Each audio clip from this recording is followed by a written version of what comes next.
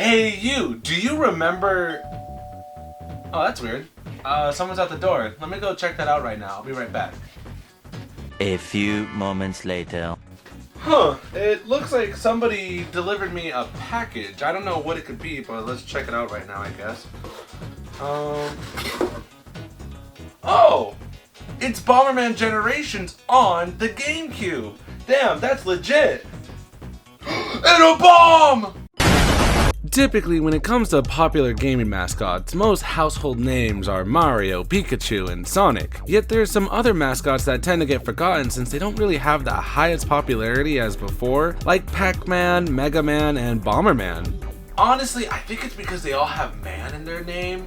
I mean, if Mario had man in his name, I feel like people would be flipping their shit.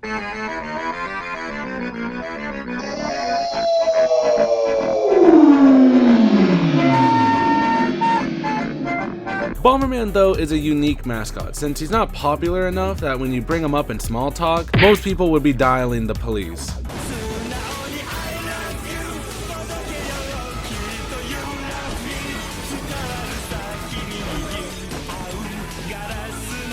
Yet he's been relevant through gaming for years, with Bomberman still kicking around to today. And Bomberman is not shy from the weird, ranging from a crossover with Wario like some Scooby-Doo Guess Who shit, to even an edgy teen rating game with Bomberman Act Zero. Look, every video game mascot has to have some form of shtick to them, you know? That makes them stand out, like Mario can jump really high, Sonic can run really fast, and Bomberman loses his brother in a horrible accident and is trying to always find out who was the killer and what happened and trying to live up to the level that his brother was, but he'll never get there because he pushes his friends and family away from him, just trying to reach that degree that his brother could have been. And because of that, Bomberman has to learn in himself that he is not that person and he is his own person through his own choices and regrets. He also drops bombs. So I actually touched on Bomberman before with Bomberman Jetters, a game that was a childhood classic for me, but also themed around the anime that when I watched it for my review, it really touched me for its goofy comedy but hard-hitting themes. But during my Bomberman Jetters review, I actually found out that this was a sequel, and the original precursor to them all was Bomberman Generations. So I remember stating that when I get the chance, I was going to review Bomberman Generation to see where it all started. That was 5 fucking years ago. Oh my god, it's never too late to be late, baby. That's what I say. Bomberman Generations was not only the first step Bomberman took on the GameCube, but also a large sum of inspiration towards the Bomberman anime, with Mighty being like a grown version of White Bomber from Generation. And yet, BMG was heavily inspired by Bomberman 64 and the past of Bomberman. There's a lot of history and lore on a fucking white dude with a pink booper on his head, huh? So I'm going into Bomberman Generations with really an open mind. I don't really have a mission for this video. I just genuinely want to see what Bomberman Generations is like, since I loved Bomberman Jetters so much with all the legal love I can give.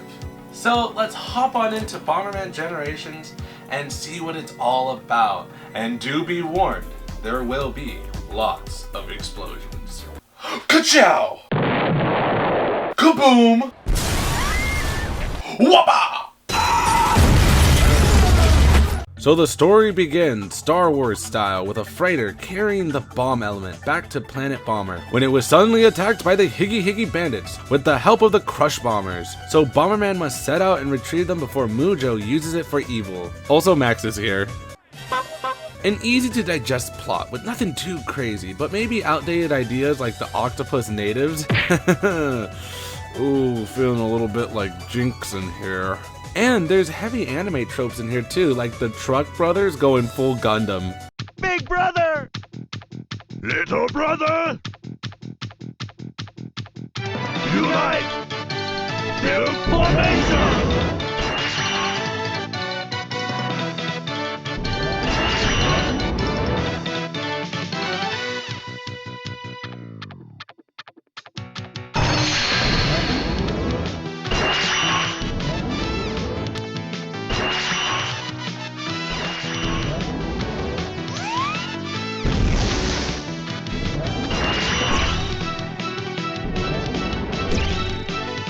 More Brothers! Constructor X! Some sweet smut. Yeah, I'm all boned up over here. But what is funny is how cutesy the Bomberman world is, and yet very dark with its story. Like, the Crush Bombers is a group of bombers who play like the typical trope of evil mercenaries with their own respective personality: stupid, pretty, chaotic, prideful, and lusty. And they show off their personalities in their little cutscenes to get an idea of them being stupid, pretty, chaotic, prideful, and lusty. Yet when you beat them, you actually fucking kill them.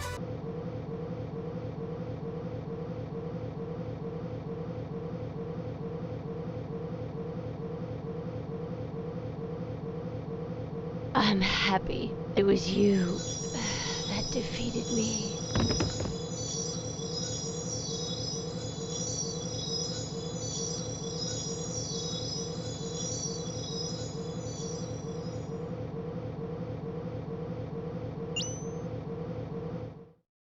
Well, looks like that's gonna be 6 years of therapy for me. Ironically, that's kind of how the anime played out too, with the realization that you're using lethal weaponry and killing your opponent, so maybe Bomberman X-Zero wasn't too far off. But after defeating all the Crush Bombers and collecting 5 of the bomb elements, you then face Mujo, with the 6th element getting corrupted. Oh. Ow.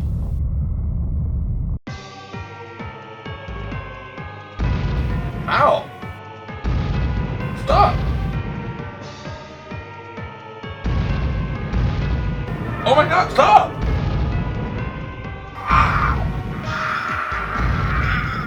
Okay, so I guess the Porygon episode didn't teach us shit, but it turns into a monster, and after defeating it, all the bomb elements unite once again, and Bomberman rides into the distance awaiting for another threat to save the day. Also, Max stands there like he helped all along. Huh? I'm doing my part.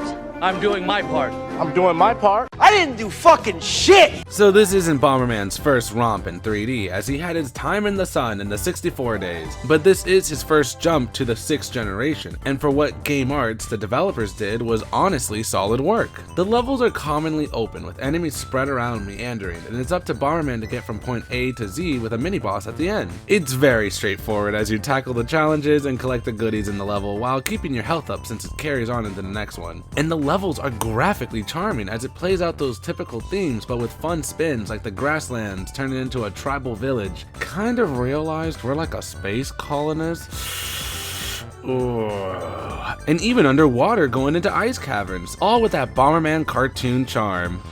Sometimes the levels did get cramped with labyrinth-style space, but I was able to get a grasp of my spacing with bombs and through the puzzles they were presenting. The puzzles are fairly simple too, something easy for kids to process, especially when you have Dr. Ein jumping in randomly to tell you what to do. But sometimes this man would over-explain the most simplest ideas, like, "Yes, doctor, I know how to take a shit and wipe my ass," but then not explain when a puzzle is actually confusing because the indicator to know what I'm supposed to do is not shown. Like this rotating robot where at first you get a grasp so you have to get onto the next one through these portals, but then they go full fiesta and attack at once, and it would have been very nice of Dr. Ein to tell me if I bomb the robot's hammer to stun it so it stops disrupting my bombs, I get a quick window to kick one into the suddenly opening flaps on the other robot to stop it from the whole thing.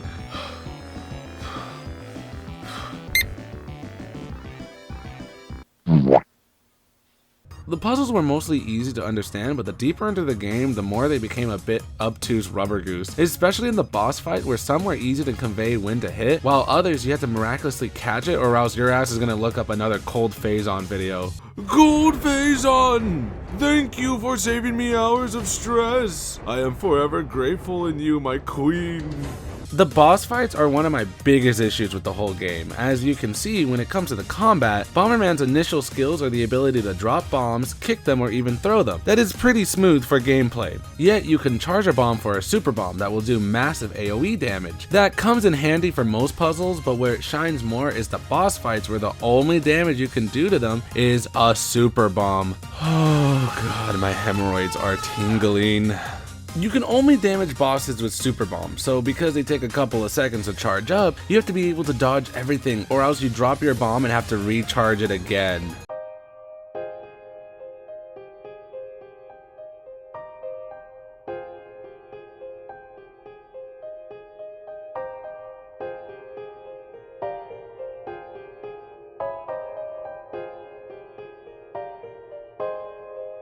What's worst of all too is you can upgrade Bomberman with power-ups in the level, such as more bombs, fire radius, and speed. Bombs and fire radius make sense, but speed is so annoying when you move at a snail's pace because Bomberman's dick and balls weigh a megaton. It's a cool progression, I would say, since you feel stronger when you max out, but when you die, you lose it all and start back at square one. In a level, it's just annoying, but during a boss fight, it's atrocious. As I got a huge wake-up call during the squid fight when I died, and it was either go back and farm for goodies or fucking power through it, and I'd rather die than have to farm in this game, so I powered through the most difficult 8 minutes of my life.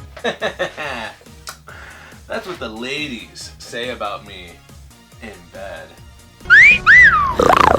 But there are fun knickknacks within the levels to find to help with your experience, such as the power cards that are 3 in a level, and they're typically hidden in locations that need Kara bombs. That's when Max appears during the world boss fight and takes a full heart off them and heals you, and proceeds to leave. Have no fear, Max is here!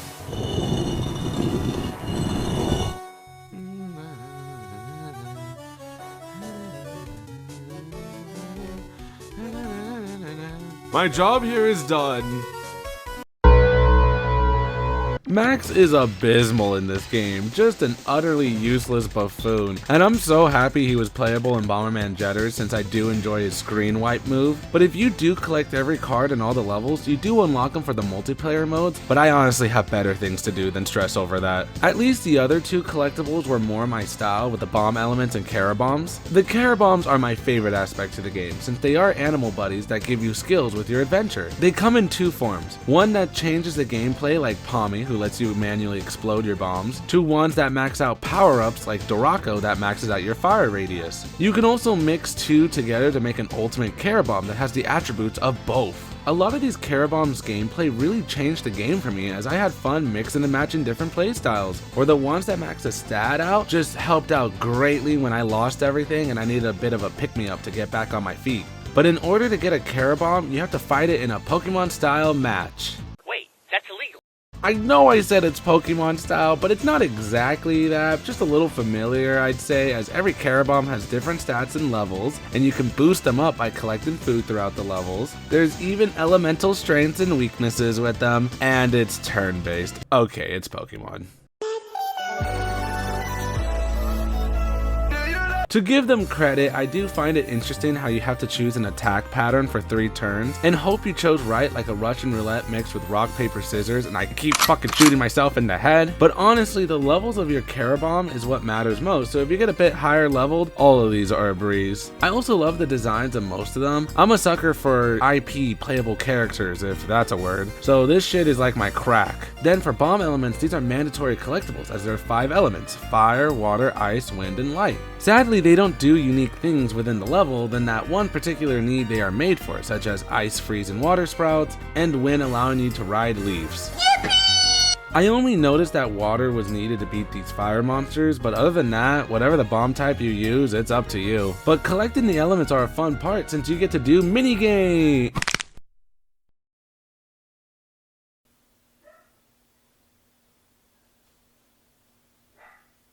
Okay, so these minigames suck, honestly, and I failed them multiple times until I got lucky. But the best part of these are how hilarious they just manhandle Bomberman when he fails.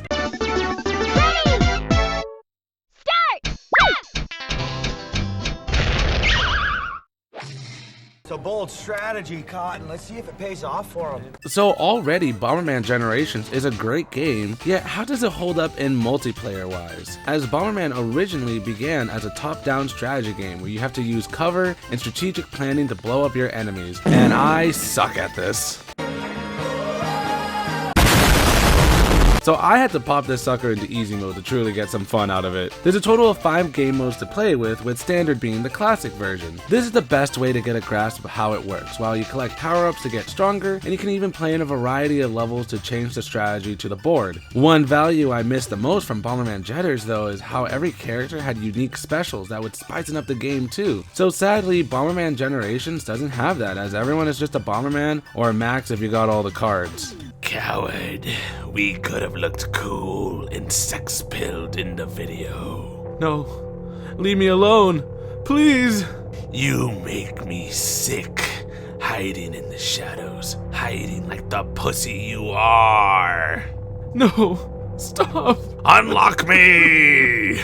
The standard mode is still a perfect multiplayer icebreaker, and the winner plays a minigame after where you can bank your chance to carry a power-up into the next one, and you're also gold. We call that aura farming in the business. Next is Reversey Battle. That is basically Splatoon because you just need to blow up panels to your color for the most circumference of the stage. Then Coin Battle, that is a race to earn the most money while stealing from each other. Dodge Battle was pretty fun, where everyone runs in a frenzy as bombs fall from the sky. And lastly, Revenge Battle, where you have to bonk moles to get the most points. This one was pretty fun to me because you get to bonk moles in the head and can spawn your enemies in the ring.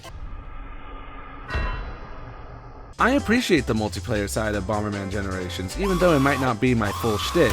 And honestly, BMG is a perfect package of solid single player fun while being perfect for inviting the pals over to get some Bomberman action. So now I see all the aspects that made Bomberman Jetters fun, starting with the core gameplay beginning here and getting improved on into the sequel, for better and worse at times. Do I prefer Bomberman Generations over Bomberman Jetters? No. But can I appreciate it and find it entertaining as a really solid step on the GameCube? And more specifically, the 6th generation for Bomberman? Yes! It sucks that this 3D era of Bomberman though is the last, since we really haven't gotten another 3D Bomberman. And when they tried it on the 3DS, it got cancelled, so they just reverted back to old reliable, I guess. But at least it makes these versions of Bomberman stand out and kind of mandatory to play, because we can now appreciate it if we want to experience a 3D Bomberman game.